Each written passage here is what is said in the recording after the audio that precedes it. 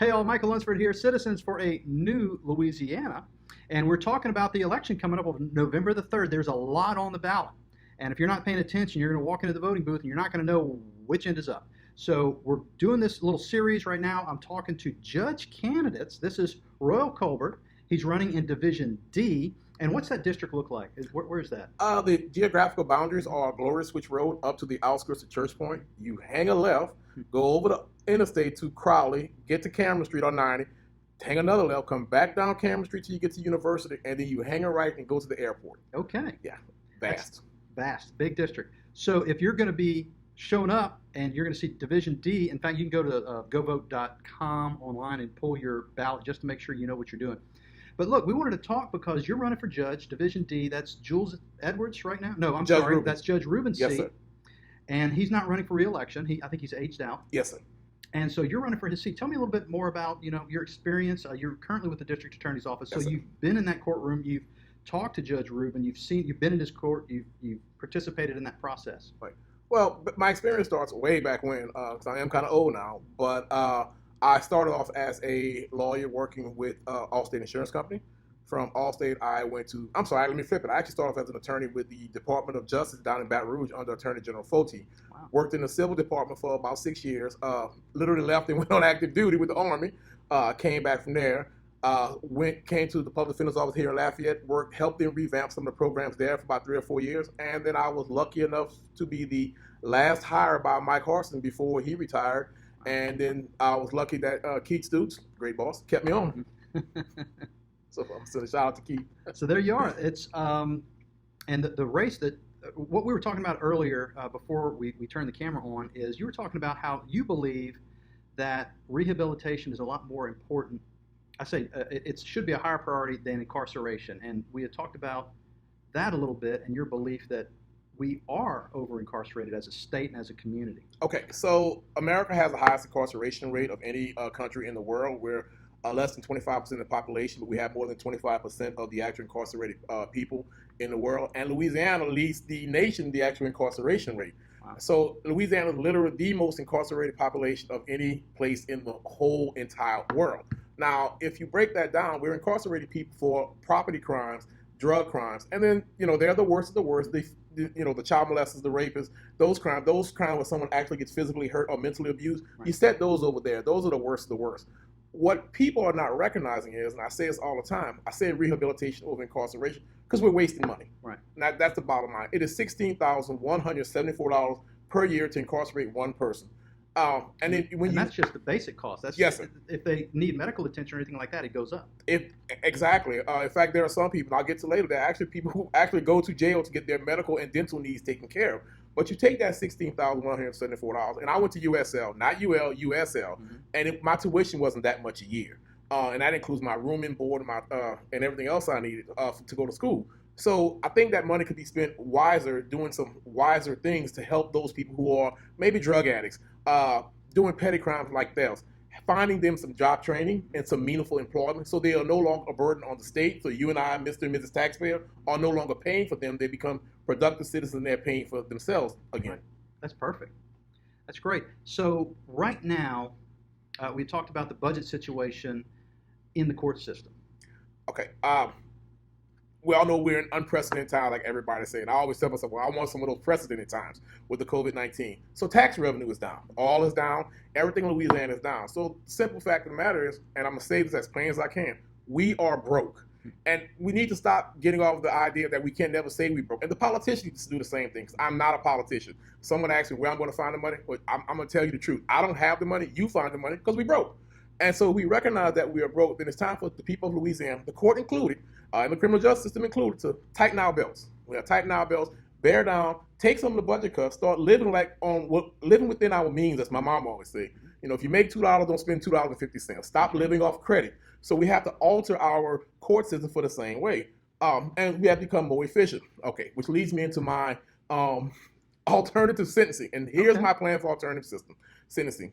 Again, it is $16,174 to incarcerate somebody for a year.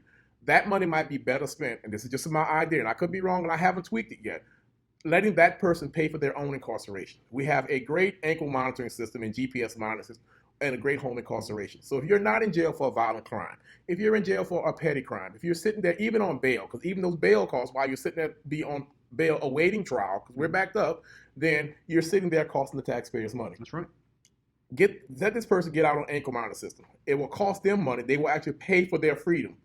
They will pay for their freedom. It's about $200 to $300 per month, but they will pay for their freedom. But you set conditions. You don't want to be in LPCC Monday through Friday or Monday through Sunday. Then what you do is you go out and you make sure you have a job. You have a job. You can pay for your ankle monitor system. The sheriff department can be responsible for that. So now it brings revenue into the sheriff department. Mm-hmm. It brings revenue into the court system, and you're paying for your own freedom. You're paying your debt to society, and you're also at home where you're paying your own light bill. And we're not paying to incarcerate you. That would be reserved for nonviolent offenders that we have incarcerated now, because they're just sitting there wasting time. Because again, we've cut all the rehab programs. Right, and I had seen the numbers myself maybe a year ago when we were looking at the sheriff's tax and maybe the jail and courthouse. They were talking about raising taxes, and we looked at who was actually in the jail, and it was a very high percentage of people who just couldn't afford bail, and they were in jail for. That was the only reason they were still there, because it was like some small petty crime. Right.